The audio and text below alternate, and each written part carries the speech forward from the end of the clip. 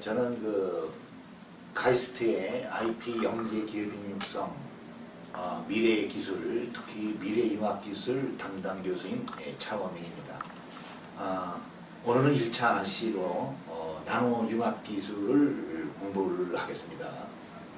오늘은 먼저 국제 단위와 나노 단위의 이해를 한번 보고, 두 번째 나노의 역사, 그리고 그 컨셉, 개념이 무엇인가를 기본적인 원리를 배우신 다음에, 세 번째로 탄소 나노튜브에 대해서 알아보도록 하겠습니다. 먼저 국제 단위와 나노 단위를 알아야 되는데, 여기 보시면 이 윗부분은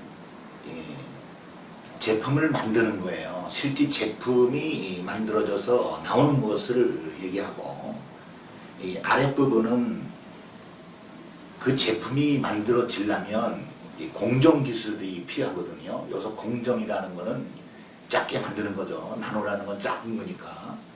그래서 이거는 이제 공정기술이고 만드는 기술이에요. 예를 들면 지금 이제 현재 우리는 어디 와 있냐면 기가단에 와 있는 거예요. 여기요. 그래서 1기가라고 하면 10억을 의미하는 거예요. 10억.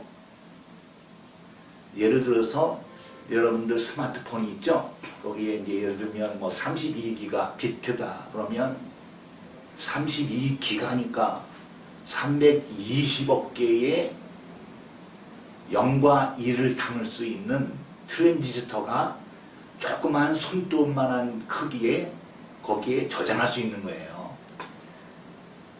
64기가 비트면 640억 개의 0과 1이라는 비트를 담을 수 있는, 그러니까 상당히 많이 담는 거죠. 많이 담으려면 그 메모리에, 반도체 메모리에 작게 홈을 파야 돼요. 점점 더 작게. 그래서 그거는 공정기술이라고 하는데, 우리는 어디에 들어와 있냐면 여기 보시면 나노단에 들어와 있는 거예요. 그래서 나노라는 것은 10억분의 1메타를 말하는 거예요. 물리학에서 말하면 10억분의 1m고, 이제 화학에서 말하면 10억분의 1리터, 10억분의 1g, 이제 초로 말하면 10억분의 1초 이렇게 되는 거예요. 그래서 현재 우리는 기가단이고 이 공정기술은 나노단에 와 있는 거예요. 그래서 예를 들면 저의 임무는 기가단에서 테라로 올리면 제 임무는 끝나는 거예요. 또 나노단에서 피코단으로 이제 1000배가 더 작게 내려가면 저의 역할은 끝나는 거죠. 그러면 여러분들은 이게 한 칸 올라가는데 몇 년 걸리냐면 30년 파동설에 의하면 30년 걸리고 50년 파동설에 의하면 50년 걸려요. 그러나 요즘은 보면 기술 혁신이 상당히 빨라서 30년으로 잡아요.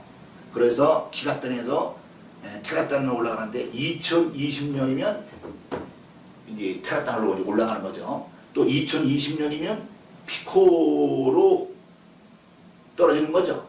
그래서 여러분들 시대에는 테라 시대가 열릴 것이고 피코 시대가 열리는 거예요. 그러니까 지금은 우리가 나노라고 많이 얘기하지만 여러분들 시대에는 피코라는 말을 쓸 거예요. 자, 이게 그 다음에는 페타, 엑사, 뭐 제타, 요타, 10의 24승 이것만 있는 게 아니에요. 이게 무한대예요, 무한대. 이 밑에도 무한대예요. 그러니까 여기서 뭘 알아야 되냐면, 여러분들의 역할은 테라에서 페타로 올리면 그런 기술을 찾아내면 되는 것이고, 피코에서 펜토로 기술을 찾아내면 되는 거예요. 그게 여러분들의 역할입니다. 자, 이번에는 나노가 보여주는 양자역학의 성질에 대해서 알아보겠습니다. 자, 이쪽 오른쪽에 보면 이 오른쪽은 눈으로 보이는 세계예요. 1m 눈으로 보이죠? 10cm도 눈으로 보이죠? 1cm도 보여요. 1mm도 눈으로 보여요. 그래서 이 세계를 우리가 무슨 세계라고 하냐면 거시세계다. 자, 그런데 이르 밑으로 내려가면 이게 이제 마이크로 단위고, 이제 나노라는 것은 100나노에서 피코까지 가기 전에 이것을 나노라고 정의를 하는데, 이 세계는 아주 작은 세계예요. 그래서 우리가 이거를 무슨 세계라고 하냐면 미시 세계라고 해요. 자, 거시 세계에서는 우리가 항상 배웠듯이 질량이 클수록 에너지가 크다. 금속 물질이 클수록 전도율이 높다. 물질이 클수록 강도가 높다. 이렇게 배운 거예요. 이게 뭐냐면 일반 물리법칙이에요. 그런데 이 작은 세계, 미지 세계로 들어가면 이걸 양자역학이라고 해요. 양자라고 하는 것은 원자가 있죠, 원자. 그럼 원자라는 것은 가장 바깥에 전자가 돌아요. 그래서 그거를 전자기력이라고 해요. 그 다음에 원자핵으로 들어가면 그 가운데에는, 원자의 가운데에는 원자핵이 있는데, 그거는 뭘로 이루어졌냐면 중성자하고 양성자로 이루어졌어요. 그 중성자하고 양성자를 이루는 것이 쿼크라고 해요. 그래서 쿼크들의 상호작용, 그거를 뭐라고 얘기하냐면 우리가 강력이라고 해요. 그 다음에 중성자가 붕괴돼서 전자를 방출하고 이제 양성자가 되는데, 이렇게 그 에너지의 힘에 의해서 상호작용이 일어나서 중성자가 양성자로 전환이 돼요. 그것을 양력이라고 해요. 다시 말씀드리면 양자라고 하는 것은 전자라든지 중성자, 양성자, 쿼크 또는 중성자 붕괴 같은 그런 상호작용을 우리가 양자역학이라고 그렇게 부르는 겁니다. 그런데 그 당시에는 그렇게밖에 몰랐어요. 구체적으로 양자역학이 무엇인지는 몰랐는데, 최근에 들어와서 과학자들이 그것을 구체적으로 이제 발견해내는 거예요. 그것이 뭐냐면 질량이 작을수록 에너지가 커요. 이게 반대가 되는 거죠. 거시세계의 물리법칙하고 양자법칙하고는 반대가 되는 거예요. 금속물질이 작을수록 전도율이 높아요. 또 물질이 작을수록 강도가 높아요. 물질이 작을수록 탄성이 높아요. 자, 이와 같은 아주 우리 물리법칙에 반대되는 이러한 성질의 양자법칙의 성질의 물질을 찾아냈자, 이것을 발견하자, 이것이 나노가 보여주는 양자역학의 성질을 찾아내자라는 것입니다. 자, 다음에는 나노의 역사를 좀 잠깐 봐야 되는데, 나노 기술의 뿌리는 1965년에 노벨 물리학상을 수상한 나노 기술의 아버지가 있어요. 누구냐면 리차드 파인만이에요. 이 리차드 파인만 교수가 1959년 12월 29일 날 미국 캘리포니아 공대에서 어떤 강의를 했냐면, 바닥에는 충분한 공간이 있다. 물리학으로의 새로운 영역으로의 초대라는 강연을 했는데, 이게 언제냐면 1959년이에요. 자, 여기서 바닥에는 충분한 공간이 있다. 자, 영어를 보면 There is plenty of room at the bottom이에요. 밑바닥에는, 자, 왼쪽에 원자가 이렇게 있죠. 가장 밑바닥, 뭘 얘기하는 거냐면 원자 핵을 얘기하는 거예요. 저 밑바닥에는 충분한 공간이 있다. 자, 여기서 충분한 공간이 있다는 것은 무엇을 의미하는지 동영상을 하나 보도록 할게요. 자, 결론은 뭐냐면 원자는 99.999%가 텅 비었다라는 거예요. 자, 그런 의미에서 한번 보도록 하겠는데, 여기서 이제 동영상을 보게 되면 많은 숫자가 나와요. 뭐 세포의 숫자라든지 은하의 숫자라든지 은하계의 숫자, 그것은 중요한 것이 아니에요. 왜냐하면 이 당시에 만들 때가 이제 그 EBS에서 지식 채널에서 만든 동영상인데 2007년도에 만든 거거든요. 이 동영상이 2007년도에는 그렇게 알고 있었는데, 지금은 또 바뀌겠죠. 과학이 자꾸 발견되고 과학자들이 여러 가지를 찾아내고, 그래서 그 숫자는 중요한 게 아니니까 그거에 신경 쓰지 마시고 하여간 텅 빈 공간이 이 원자에는 있다라는 것을 주의 깊게 집중을 해서 동영상을 보도록 하겠습니다.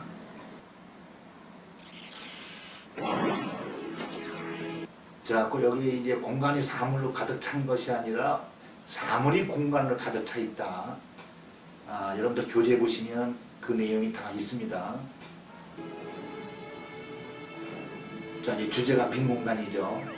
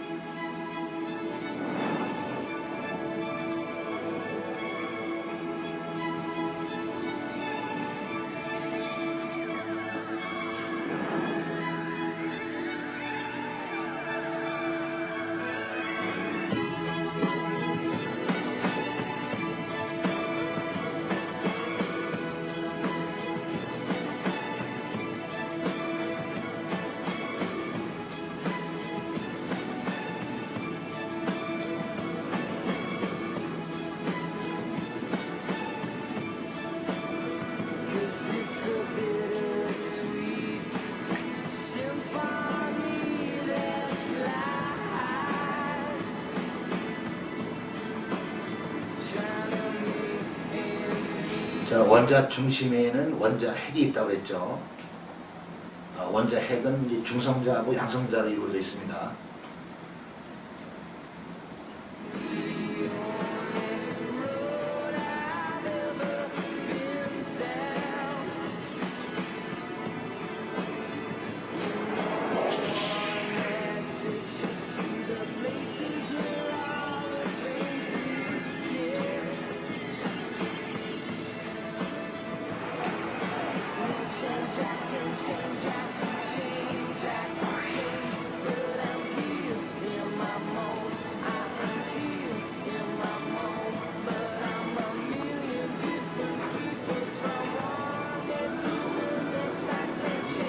자, 세포 하나에 들어있는 원자는 100조 개, 지금은 거의 600조 개로 추측해요. 사람 몸에 있는 세포 수도 대충 대략 지금은 600조 개로 예상됩니다. 지구의 우리 인간들도 60억이 아니라 지금은 70억으로 늘었죠.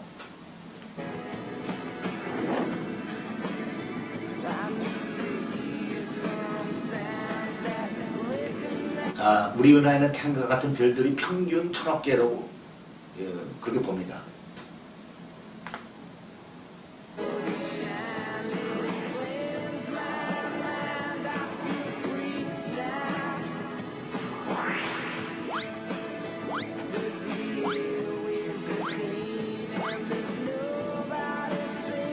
세상은 원자로 이루어졌기 때문에 우리 인간들도 원자로 이루어져 있고 물고기도 전부 원자로 이루어져 있는 거예요. 그러니까 원자의 99.99%가 텅 비었으니까 우리가 보는 모든 것의 99.999%는 텅 비었다라는 얘기죠.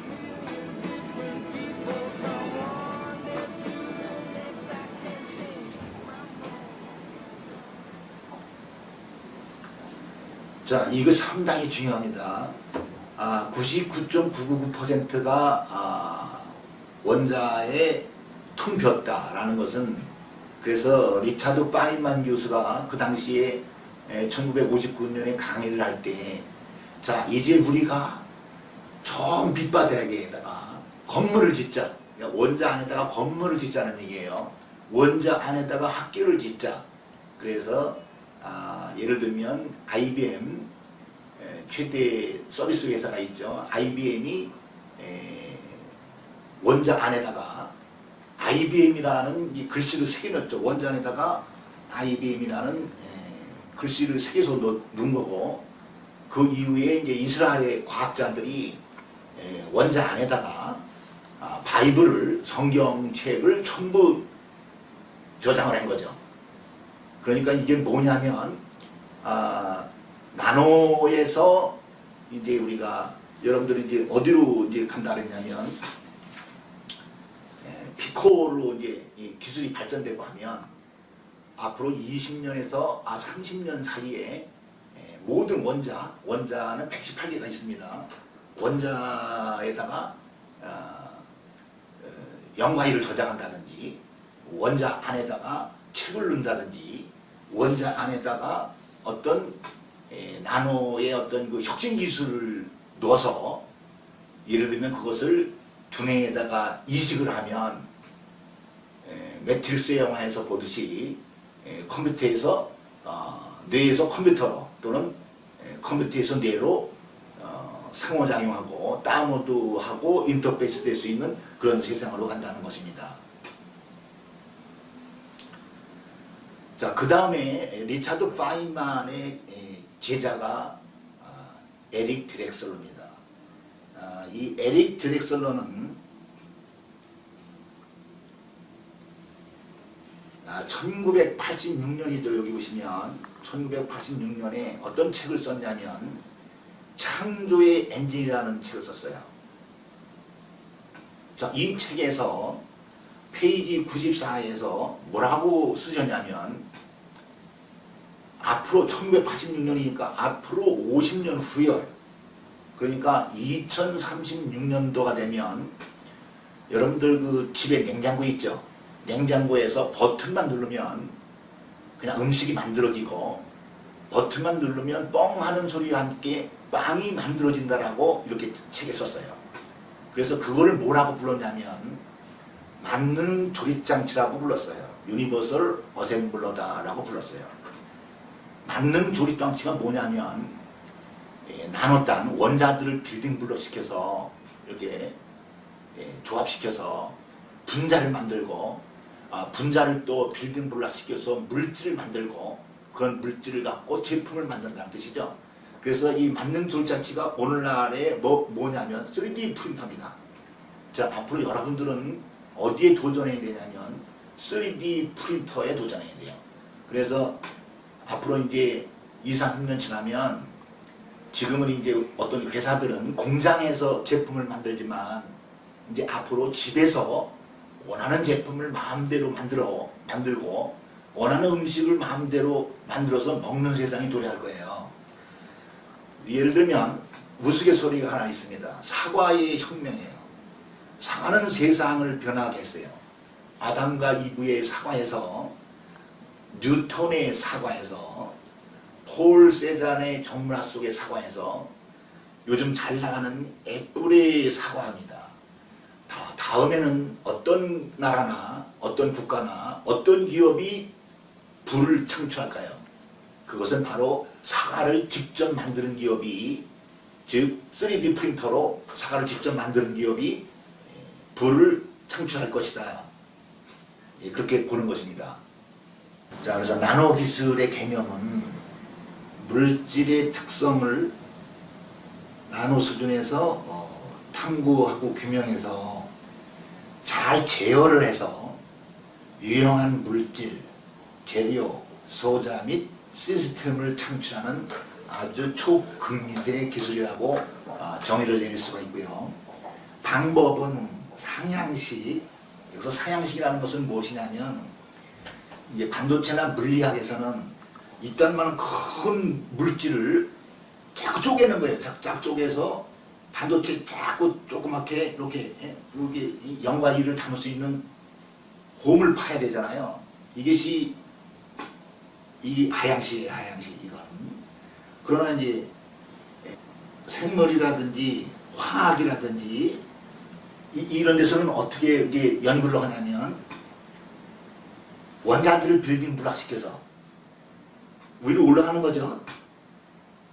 또 분자를 빌딩 블록시켜서 세포라든지 이걸 분석시켜서 새로운 물질을 만드는 거예요. 그러니까 생물 화학 같은 거는 위로 올라가는 거죠. 상향식 방법이고 물리학 반도체 정보 기술은 이제 상향식 방식인데 나노 기술은 그 중간에 껴서 이 양쪽을 전부 방식을 다 이용하는 것이다. 그렇게 보시면 되겠습니다. 자, 그래서 결론은 어떻게 되느냐면, 자, 나노 기술에 도전해서 뭘 찾아내야지 하는 얘기냐면, 신소재를 찾아내자는 것입니다. 자, 신소재라는 것은 뭐냐면 아주 작은 어떤 소재, 보다 가벼운 소재, 보다 많이 잡아놓을 수 있는 소재, 보다 빠르게 제어할 수 있는 소재, 이제 생각하는 대로 이루어지는 세상의 물질, 양자 법칙의 성질을 나타내는 그런 물질 또는 소재, 그것을 이제 구체적으로 얘기하면 메타 물질을 찾아내자는 것입니다. 자, 이와 같은 것들을 전부 뭐라고 하냐면 신소재에 도전하는 나노 기술이라고 보는 것입니다.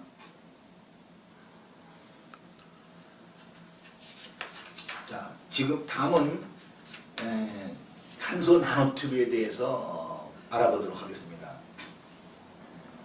탄소는 수많은 형태로 존재를 해요. 그 첫째가 다이아몬드이고 두 번째가 그래파이트예요. 흑연, 여러분들 연필 있죠? 연필심, 그걸 그래파이트라고 해요.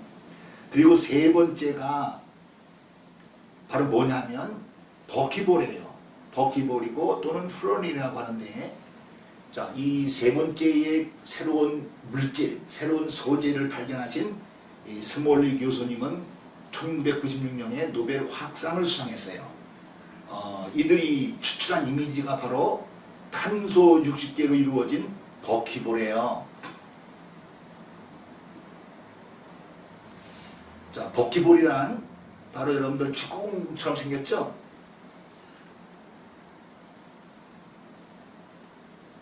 그래서 탄소 60개로 이루어진 육각형의 2차원 버키볼을 인공적으로 만드는 거죠. 탄소 원자 60개를 빌딩 블락시켜서 새로운 물질을 만드는 거예요. 여기 보시면 이게 원자가 하나예요. 원자, 탄소 원자 하나. 탄소 원자 하나는 이렇게 항상 이게 첫 번째 탄소 원자 하나, 두 번째가 이렇게 연결되죠. 그 다음에 세 번째가 이렇게 연결돼요. 그래서 이 육각형이 된 거죠. 하나, 둘, 셋, 넷, 다섯, 여섯. 이 육각형의 그 구조를 이루어요. 어떻게 이루냐면 탄소 원자 3개가 합쳐져서 빌딩 블록 돼서 육각형을 이루는 거예요. 자, 이렇게 된 것을 축구공 형태의 물질을 우리 과학자들이 만들었는데 그거를 버키볼이라고 부릅니다. 자, 네 번째가 바로 뭐냐면 탄소 나노튜브가 네 번째 물질이에요. 자, 이 탄소 나노튜브도 자연에 존재하는 것이 아니라 과학자들이 인위적으로 만든 거예요. 누가 만들었냐면 1991년에 스미오 박사가 일본에 이 탄소 나노튜브를 만들었어요. 왼쪽에 보면 이렇게 그림이 있죠? 튜브예요, 튜브. 그러니까 육각형이죠. 여기 보시면 이렇게 육각형으로 된 탄소 원자 3개가 육각형을 이루어서 그것을 두들 마른 거예요. 튜브가 되는 거예요. 이것을 일본의 스미오 박사님이 이제 만들어서, 이것은 뭐냐면 잡아당기는 힘이 버튼 능력이 강철보다 100배가 강한 거예요. 그리고 탄소 나노튜브의 길이는 수십 나노미터이고 직경은 2.5에서 30 나노미터인 거예요. 자, 이것을 탄소 나노튜브라고 합니다.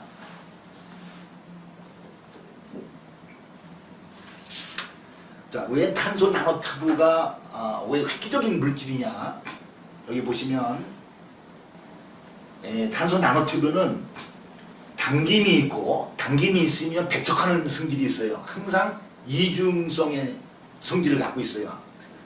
우리가 앞에서 양자역학의 성질을 얘기할 적에 나노단위로 떨어지면 이중성의 성질을 갖는다 그랬어요. 그것이 바로 뭐냐면 당기거나 밀거나, 그래서 어떤 성질이냐면 도체의 성질도 있고 반도체의 성질도 있고 부도체의 성질이 있어요. 이게 한꺼번에 존재하는 거예요. 3가지가. 그래서 우리가 반도체를 쓸 적에는 반도체의 성질을 보이는 물질만 추출해내면 되겠죠. 그래서 반도체 메모리로 쓰는 거고, 도체 항상 24시간 전기가 흘러야 되는 것을 만들 때는 도체의 성질을 찾아내서 그거를 빌딩 블록 시키면 되는 거예요. 그리고 또 부도체, 이건 뭐냐면 전염체죠. 전기가 통하지 않는, 항상 24시간 전기를 통하면 안 되는 상황이 있잖아요. 그때는 부도체의 성질을 추출해내서 그거를 빌딩 블록 시키면 또 새로운 제품과 서비스가 탄생하겠죠.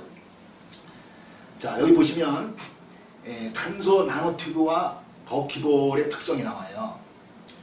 여러분들이 이거 여기서부터 쭉 이거는 한번 읽어보시고, 자, 지금 여기서 제가 뭘 말씀드릴 거냐면, 자, 이 왼쪽에 있는 그림인데, 자, 이게 이제 튜브니까 용도가 어디에 사용될 것이냐, 이걸 여러분들이 생각을 해야 돼요. 아이디어를 내야 되죠. 자, 이 튜브니까 어느 제품이라든지 어떤 서비스에 이게 적용되겠어요. 자, 튜브니까 혈관을 만들 수가 있겠죠. 우리가 이제 혈관이 고장이 났다 그러면 이 탄소 나노튜브가 우리의 그 혈관을 대체할 수가 있다. 또 이게 혈관이 여기 이 튜브니까 이 안에다가 약을 넣어서 약을 전달하는 어떤 그 디바이스를 만들 수가 있겠죠. 그걸 갖다가 나노 드럭 딜리버리 시스템이라고 해요. 나노 드럭 딜리버리 시스템 NDDS라고도 합니다. 또 이게 튜브니까 화학 분야에서는 이 안에서 뭘 실험할 수 있어요. 이 안에서 각종 화학작용이 일어나는 거죠. 그죠? A하고 B라는 것을 화학물질을 합성을 하면 C라는 새로운 합성물질이 나오니까 그런 거를 실험할 수 있는 용도로도 사용할 수가 있다. 또 나머지는 여러분들이 한번 잘 생각해 보세요. 자, 마지막으로 카본 나노튜브가 앞으로 2015년에서 2040년에 우리 생활에 어떻게 바꿀 것인가 라는 것을 BBC가 2008년에 보도한 자료입니다. 자, 다 설명을 못 드리고, 자, 여기서 보시면 첫 번째 1번 뭐냐면 OLED죠. OLED하고 LCD하고는 기본적인 차이가, OLED는 오가닉이에요. 오가닉. 유기물질이라는 뜻이거든요. 여러분들 손 있죠, 손. 이게 우리 인간도 다 유기물질이잖아요.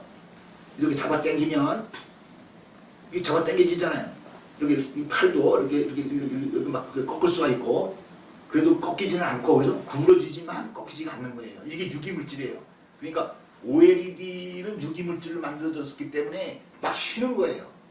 그러나 LCD는 액정이기 때문에 휘지를 못하죠. 그래서 1번은 뭐냐면 오가닉 라이팅 OLED 디스플레이다. 이게 이제 나노물질이 들어가는 거죠. 그 다음에 이제 두 번째 볼게요. 두 번째는 이 욕인데 뭐냐면 포토볼테이크 필름이라고 했어요. 태양전지 필름을 말하는 거예요. 그래서 이 창문 틀에 태양전지 필름을 갖다가 끼면 이렇게 만들어서 태양전지 필름을 여기다 놓으면 태양빛이 쪼이기만 하면 태양빛을 전기 에너지로 바꿔줘서 태양전지가 나오는 거죠. 그래서 에너지를 각 집 안에다가 공급을 한다든지. 자, 그 다음에 마지막을 볼게요. 12번 여기죠. 12번은 나노 엔지니어드 커클리어 임플란트라고 했어요. 그래서 커클리어라는 건 무슨 뜻이냐면 와우각을 얘기하는 거예요. 그래서 쉽게 얘기하면 보청기예요. 그러니까 지금 보청기 끼면 상당히 크죠. 그렇지만 이제 나노 단위로 작아지면 점점 이 귀 안으로 들어와서 언젠가는 이 귀에 신경망까지 거기에 이 임플란트 바로 이식되는 그런 기술이 등장할 것이다.